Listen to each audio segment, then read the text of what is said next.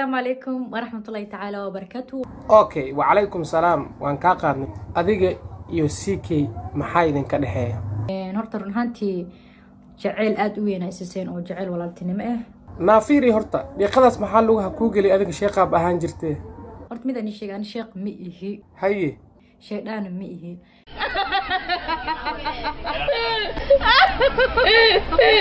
oo maxaa tahay marka adiga qof iska caadi ahay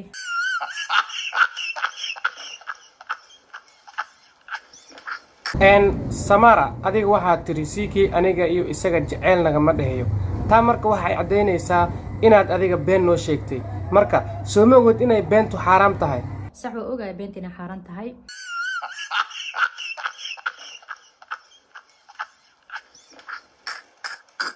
okay waayahay Samara waan kuu qaadanay laakiin hal mid aad jirtaa arintan aad samaysay raali gelin inaad ka bixisida laga rabaa iga raali noqda mar dambe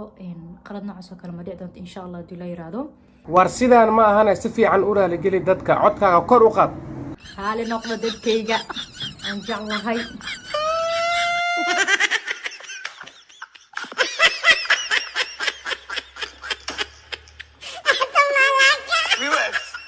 Apologize, I'm continuing. okay waad ku mahadsantihiin daawashadiina TikTok-geega haddii aad ku cusub tahay follow saar like saar muuqaalka horeyna u sii share garay aad iyo aad u mahadsan tahay haddii aad jeceshahay inaan muuqaalada ceynkani oo kale ah aan soo badiyo fadlan qaybta hoose ee commentiga noogu sheeg adoo mahadsan